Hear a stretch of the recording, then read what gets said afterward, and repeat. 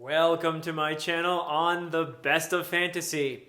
This is my spoiler-free review of A Shadow in Summer, book 1 of the Long Price Quartet by Daniel Abraham. I'm holding here in my hand the omnibus edition, which includes A Shadow in Summer and book 2, A Betrayal in Winter. Now, even though this review will be spoiler-free, I am also going to be in a chat with a group of booktubers, a wonderful group of people, and this chat will be happening in mid-December or so, and it will be hosted by Andrew of Andrew's Wizardly Reads, and it will also include Sarah from Sarah Reads and Nico from Nico's Book Reviews, and none other than the illustrious Alan from the Library of Alexandria, who I refer to as the prophet of the Long Price Quartet. So I am very much looking forward to being part of that conversation. We're going to actually be doing a monthly get-together for 4 months as we discuss the 4 books of the Long Price Quartet. So it's something I'm very excited to be taking part in. So, if just to get to the point here, if you're going to write a first book in a fantasy quartet where there's not a lot of action and not very much happens, it helps a lot if the book is beautifully written and contains vivid and richly developed characters, deep insights into human behavior and relationships, and innovative world building. I'm happy to say that Daniel Abraham delivers all of those things and so much more in A Shadow in Summer. It's a bit of a slow burn, to be honest. For me, it was, at any rate. But I have learned that some of the authors that I love the most, Robin Hobb, for example, top 5 author for me, I had a very slow dance in the beginning of reading the Farseer trilogy, and eventually that just sucked me in and hasn't let me go. I find that a lot of great writers do operate that way, and I have no problem with investing in books written by an author of this quality. There are so many great things about this book that I'm going to talk about, but it is a bit of an investment, one that I am confident is going to pay off.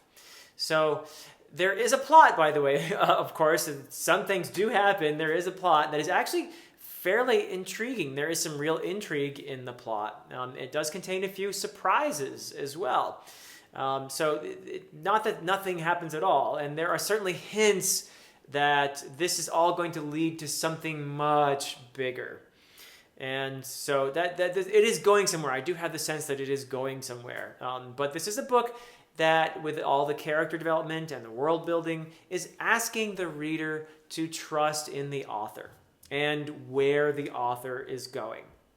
And I would say that Abraham has earned my trust with this book, making me very excited to continue with this series, The Long Price Quartet.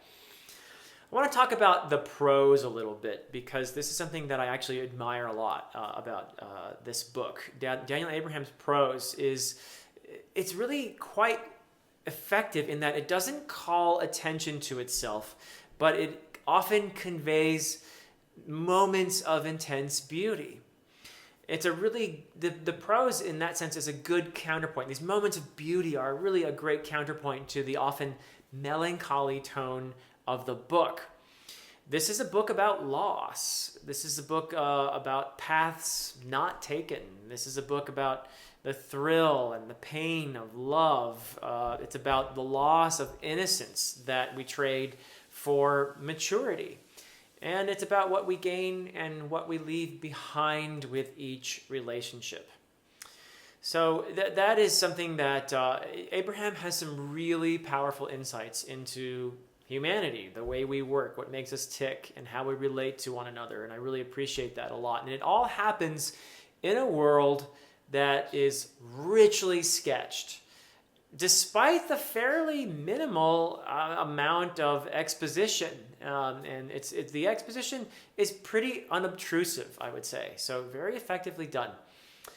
Now, about that world building, there's just a lot of positives here. The languages, the richness, the sense of cultures that have been around for a long time. It's really well done. And you have some cultures that have been around longer, more civilized, a bit more decadent perhaps, and other cultures that are a bit younger, more vigorous, and maybe a bit more barbaric and aggressive. One of the most intriguing aspects of the world building for me, and I think a linguist would have a field day with these books, is the way in which gestures and posture is incorporated into language. Now, we've all heard perhaps of, high context and low context cultures. Low context cultures being cultures where you say what you mean. High context, there tends to be a lot more body language involved and trying to read people's expressions and that sort of thing. Well, this is beyond high context. This is a culture where more of the communication happens in gesture and in posture than in words said. Yes, the words that are said are important, but there's a really rich tradition and a whole layers of very subtle communication that happen through gestures and posture. And I really found that very fun as somebody who enjoys language and communication and that sort of thing. So that was, I don't think it's a spoiler to mention that because it's pervasive and it's just part of the world building there. So that was a lot of fun. But you also have, as I said before, that kind of dichotomy between older and newer cultures. And that is the cities of the Kayem on the one hand, the older culture, the more sophisticated culture, the more poetic culture. And then you have the Galt, who are the younger, more aggressive, imperial-leaning type culture. And you sense that something is really brewing here. So it's really pretty cool. So it's poetic magic versus brute military force. And really well done. There's a lot of politics and intrigue that are a part of this and that help make the plot more interesting as well.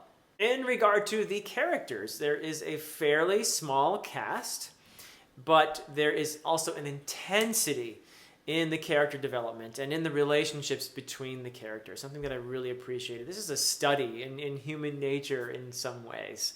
And I really loved getting to know these characters, Ota and Liat and Mati and Heshai, the poet, Seedless, if you could call it. Seedless is an Andad, and a little bit more on that in a bit. I won't say any more than what's on the back cover, essentially, but Seedless is part of the magical system. But then there are other characters, more mature characters as well, which I really appreciated. There's Amat and Marchat. And all of these characters, there are elements of love and jealousy and fear and joy and despair as they negotiate their way through what's happening, the bigger stuff, the big backdrop stuff that feels like it's ratcheting up in intensity. And a lot of these characters are trying to position themselves or figure out what's going on. So some of them are young, some of them are old, but they're all very, very human.